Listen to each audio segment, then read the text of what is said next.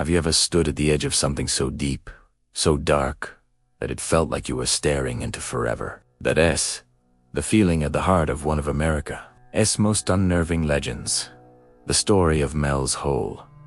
Our story begins in the wild, remote heart of Washington State, on the slopes of a place called Manastash Ridge. Here, the wind whispers through the pines with a strange, low hum, a sound that feels less like nature and more like a warning. It was in this lonely landscape that a man named Mel Waters claimed to own a piece of land. A quiet, unremarkable property, except for one impossible feature. Mel said there was a hole on his land, a perfect 9-foot circle cut into the earth. The edges were smooth, the stone around it solid and ancient, as if it wasn't carved by human hands, but had always been there.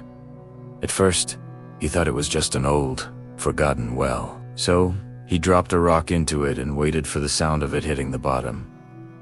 He waited, and waited, but nothing came back. No thud, no splash, no echo, just a profound, swallowing silence. His curiosity piqued. Mel started conducting his own experiments. He began lowering a fishing line with a heavy weight attached. He said he spooled out line after line, reaching an astonishing depth of 15 miles without ever hitting the bottom. 15 miles. That's deeper than the Mariana Trench, deeper than any known cave on Earth, deeper than all logic. The hole seemed to defy the laws of physics. Rainwater never filled it. Smoke would drift down into its maw but never drift back out. Animals seemed to sense its wrongness. They actively avoided it. And birds would mysteriously refuse to fly over it. But the story takes an even stranger turn. According to Mel, one of his neighbors had a dog that passed away. In his grief, he tossed the dog's body into the hole. Days later, he saw something impossible. The very same dog, alive, running through the woods. It was his dog, but different. It had a strange, new scar on its side, and when the man called its name, it turned and looked at him with eyes that were no longer familiar. Mel shared these incredible stories on the late-night radio show, Coast to Coast AM with host Art Bell. His voice wasn't filled with fear, but with a kind of trembling disbelief, as if he himself couldn't process what he was witnessing. The world listened, captivated and unnerved, but shortly after these broadcasts, everything changed. Mel claimed that his quiet, isolated property was suddenly swarmed by government agents. They sealed off the area, posted armed guards, and forbade him from returning to his own land. He was told in no uncertain terms to keep quiet and leave the state. When he tried to go back, he was met with serious threats. He reported seeing unmarked black helicopters hovering over the ridge, constantly scanning the ground where the hole was located. And then, Mel Waters vanished. Some whispered he'd been detained. Others cited he fled to Australia for his own safety. When he finally resurfaced, he was different.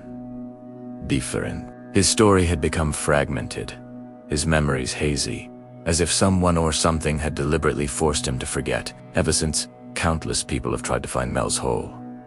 Paranormal investigators, geologists, and amateur explorers have scoured Manastash Ridge, searching for this anomaly, but no one has ever found it.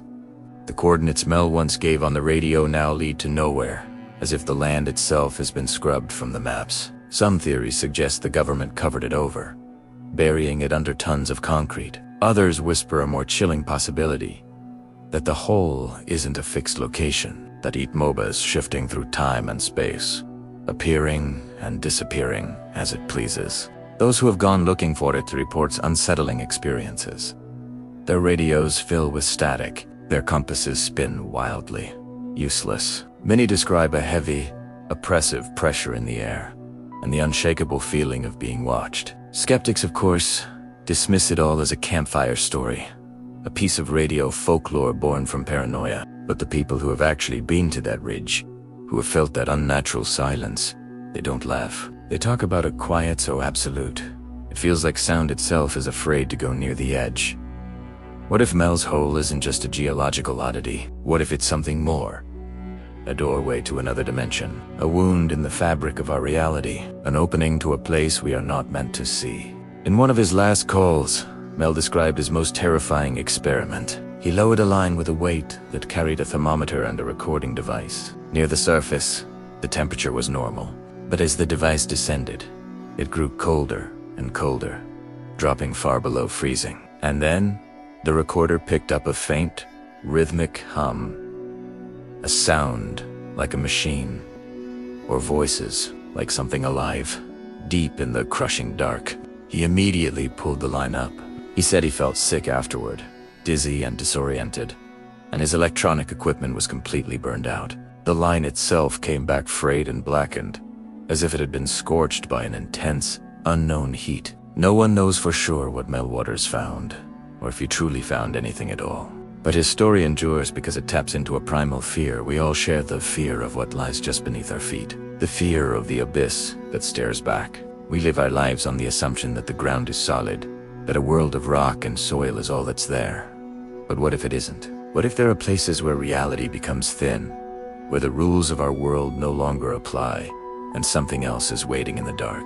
Some believe Mel's hole is still out there, sealed and hidden, deep in the Washington wilderness. They say if you stand in just the right spot on a cold, quiet night, you can feel a faint vibration through the soles of your shoes, a subtle pull, as if the earth itself is breathing slowly, deeply, waiting for someone to get close enough to listen. And if you ever do find yourself standing before that perfect circle in the ground, the one that swallows all sound and light, just remember the last thing Mel said before he disappeared for good.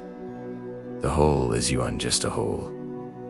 It's a mouth. And one day, it's going to open. Thanks for joining me on this journey into the unknown. If you enjoyed this story, don't forget to hit that like button and subscribe for more mysteries. Until next time, stay curious.